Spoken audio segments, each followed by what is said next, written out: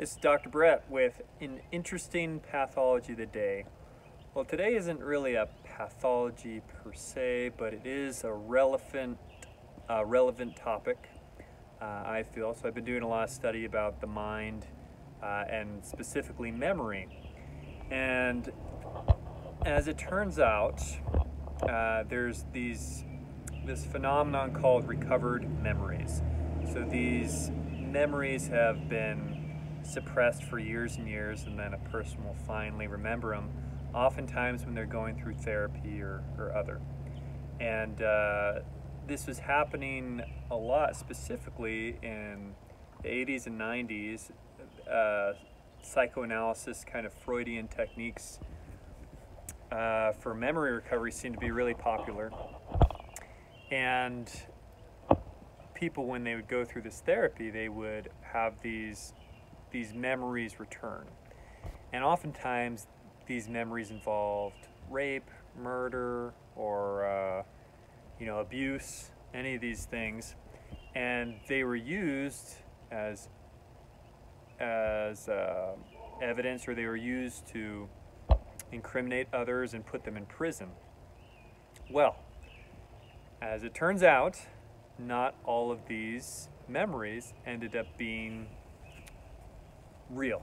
They end up being fabrications. Your memory is somewhat fragile, and you can even create these memories that are false. And so some of these were verified false, and then some of them very well could have been true. So truth lies in between, but now it's gotten to the point where in court you need more evidence than somebody's memory of an event just to send someone to jail.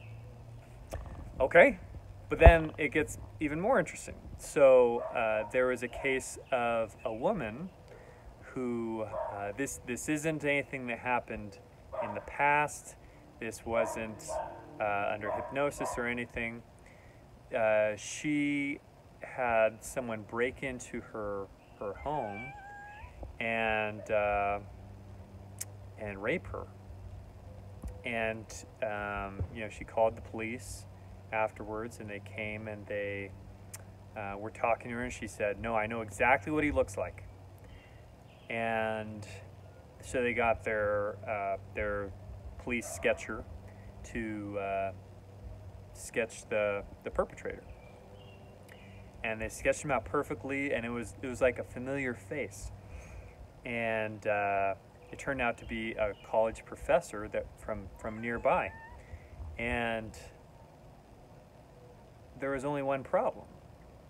This college professor, at the time of the crime, he had a Loctite alibi.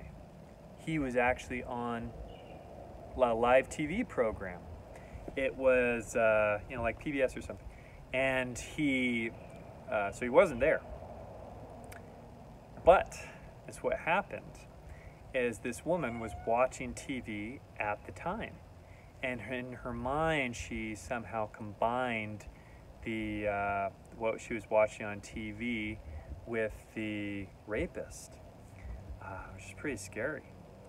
And so I thought this was really both an interesting thing that can happen with our mind, and it's also something that's very relevant these days with any kind of crime, but certainly there are a lot of allegations, that type of thing going around. And I think that, I don't want to get too political, but that's just something to be aware of with the